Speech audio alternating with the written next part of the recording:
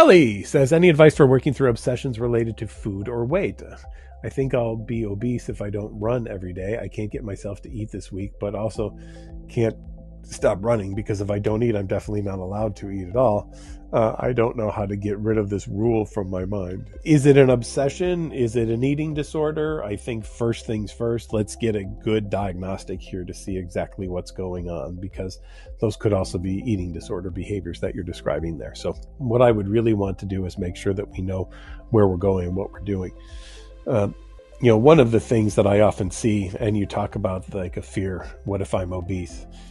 There are misperceptions in OCD, and there are a lot of misperceptions in eating disorders too. One of them is that if I eat that cookie, I'll gain 20 pounds. But in order to do that, the cookie would have to weigh 20 pounds. But in eating disorder, there's kind of this magical type of thinking, which is if I eat something, it will somehow just explode inside of me and have almost this like nuclear fission reaction, and it will gain weight and mass and all sorts of things once it enters my body. These are, of course, untrue statements, but they are what if statements. What if I eat that and then I gain all this weight? Or what if that means that I'm a person now who has lost control because I didn't want to eat it, but then I did eat it? Does that mean that I'm going down a slippery slope of control? And we know that control plays a role in eating disorders. Control plays a role in anxiety disorders. Control plays a role in OCD. OCD wants you to be in 100% absolute control, which of course none of us are.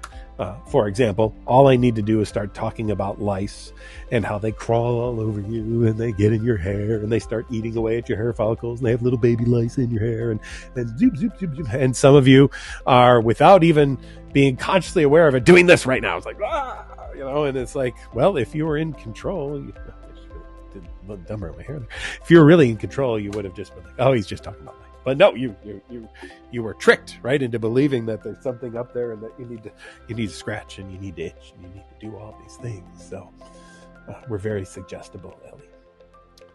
Just because we think things doesn't mean they are true.